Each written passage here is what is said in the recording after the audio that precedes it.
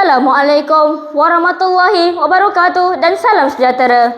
Nama saya Ahmad Huzaifah bin Amir Hamzah daripada Sekolah SK Batu Kapur CBA 7008 ingin menyampaikan sebuah pidato yang bertajuk Buli Luka yang Tidak Kelihatan.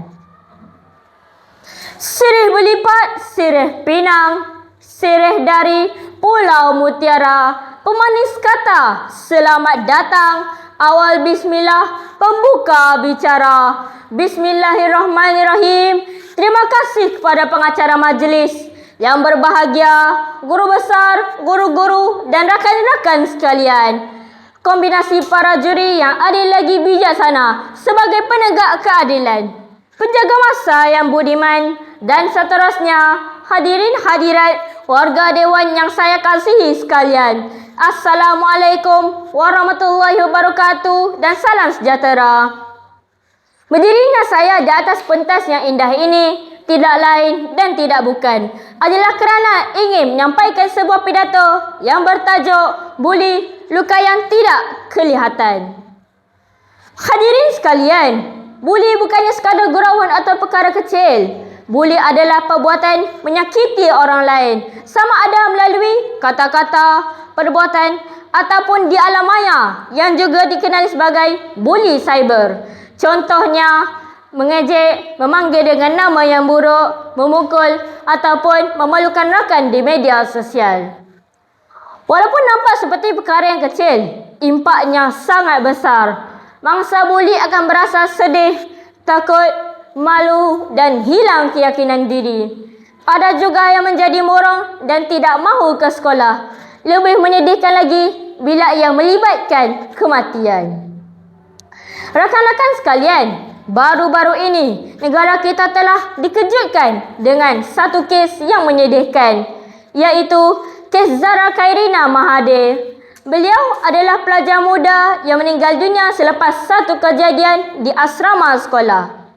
Kes ini telah mendapat perhatian seluruh negara kerana mempunyai unsur-unsur buli.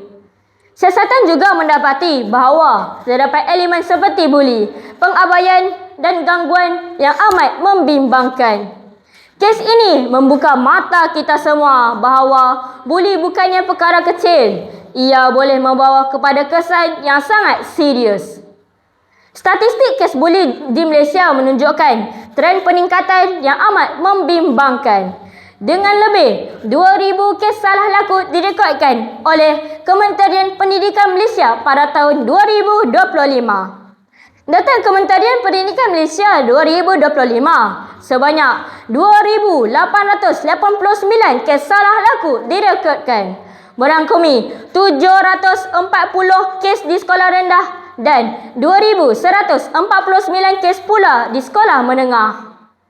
Rakan-rakan sekalian, bayangkan jika anda berada di tempat mangsa, sedih, takut dan keseorangan.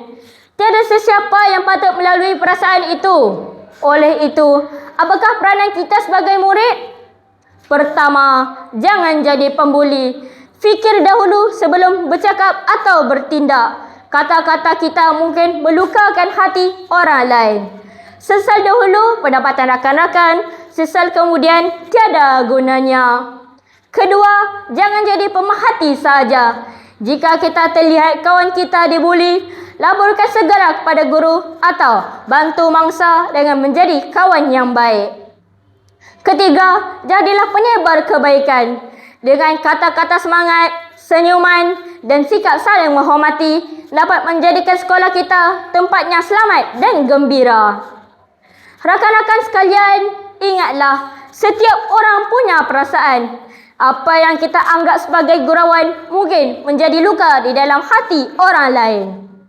Sebelum saya mengakhiri pidato saya pada hari ini, ingin saya berpesan, buli mungkin tidak meninggalkan kesan di dalam badan, tetapi ia akan meninggalkan kesan di dalam hati.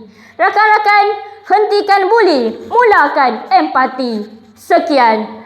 Kalau ada sumur di ladang, bolehlah saya menumpang mandi. Kalau ada umur yang panjang, bolehlah saya berpidato lagi. Wabillahi taufiq wal hidayah. Wassalamualaikum warahmatullahi wabarakatuh.